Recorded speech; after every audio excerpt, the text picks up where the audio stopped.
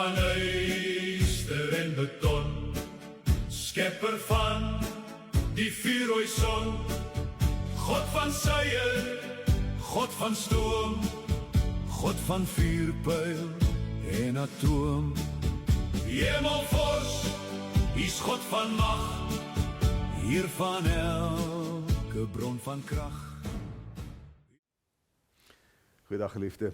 Ons breek vandag so 'n bietjie weg van Psalm 66 af. Ons sal môre as die Here wil weer terugkom soontoe.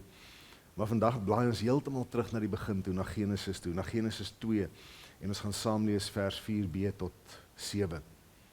Want ons wil verder praat oor die lewe, die nuwe lewe, soos ons gister oor gepraat het, die nuwe lewe wat 'n magsdaad van God in elkeen van ons wat Christus in ons het, sy lewens gedoen het.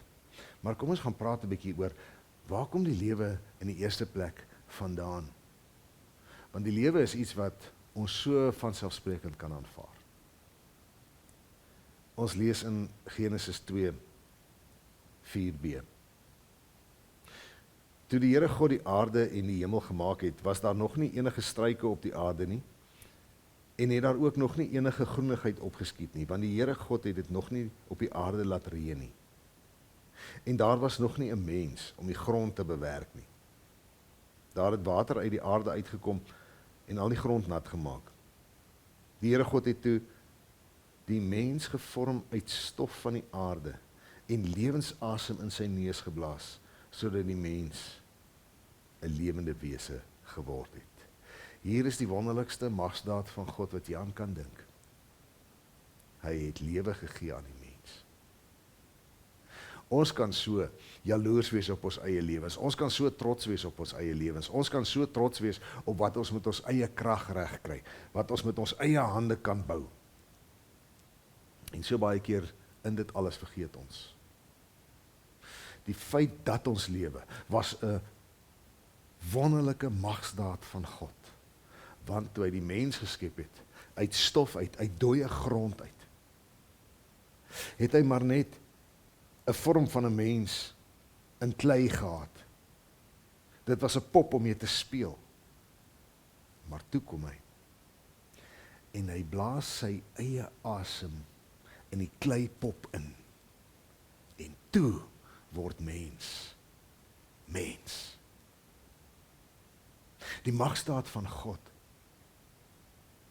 is dat hy so groot is en dat hy so kragtig sou werk deur die geskiedenis, dat hy bereid was om sy eie, iets van sy eie lewe in mens in te plaas. Ons vind dit so moeilik om vir ander net 'n ietsie te gee, net 'n ietsie te doen. Want ons is bang, ons word teleurgestel, ons is baie keer bang, dit word in ons gesigte teruggegooi. Maar God, vreesloos, volmaak, almagtig soos hy is, vind dit die moeite werd om sy eie lewensasem in klei in te blaas, sodat ek en jy vandag kan asemhaal. Dit is 'n magsdaad van God.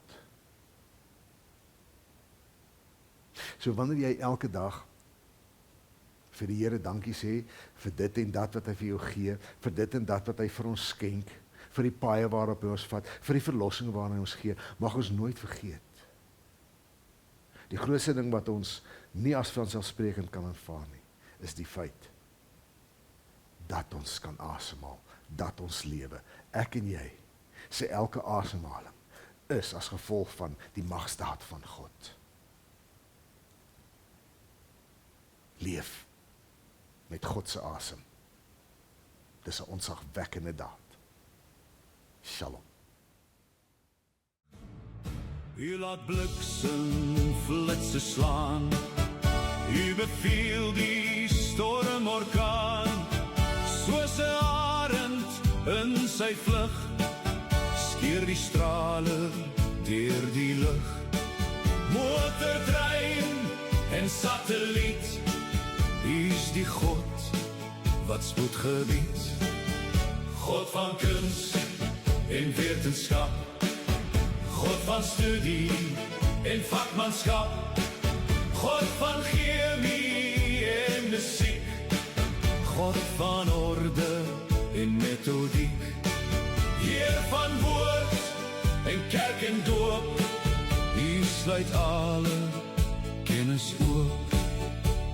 van heerlikheid en eer, waar die groot heelal regeer.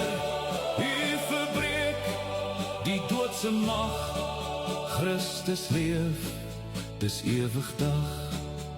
U het sondaars losgekoop, U is liefde, U is hoop.